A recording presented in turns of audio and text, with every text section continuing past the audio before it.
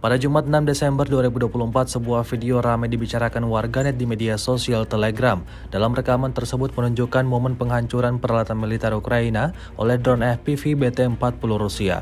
Tepatnya di arah Pokrovsky, militer Rusia menghancurkan peralatan militer angkatan bersenjata Ukraina dalam jumlah yang cukup banyak. Pasukan Kiev dapatkan kerugian besar di arah ini, mulai dari tank hingga kendaraan lapis baja lainnya yang dipasok dari negara pendukungnya. Insiden ini jelas memberikan kerugian yang signifikan pada kubu Zelensky.